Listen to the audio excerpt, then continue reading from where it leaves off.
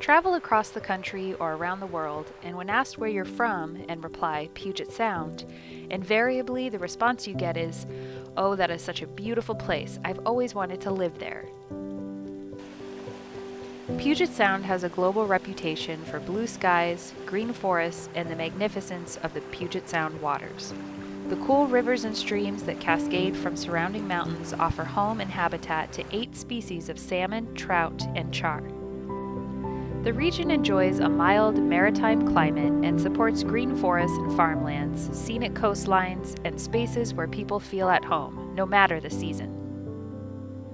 Polluted runoff is considered the biggest threat to the water quality of Puget Sound.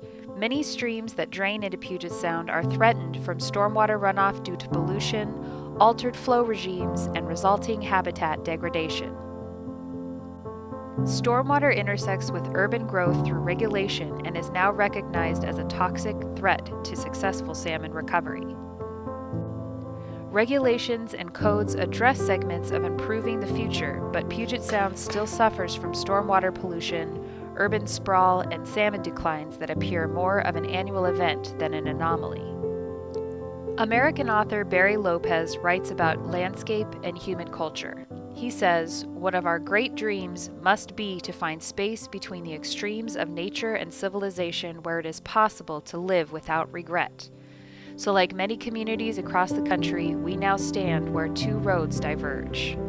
The Puget Sound region has become well known for its innovative environmental leadership and questioning of the status quo. The upcoming Winter Forum, funded through a grant from the Bullitt Foundation, will build on work initially done by agencies and local jurisdictions examining the nexus of stormwater, growth, and salmon recovery.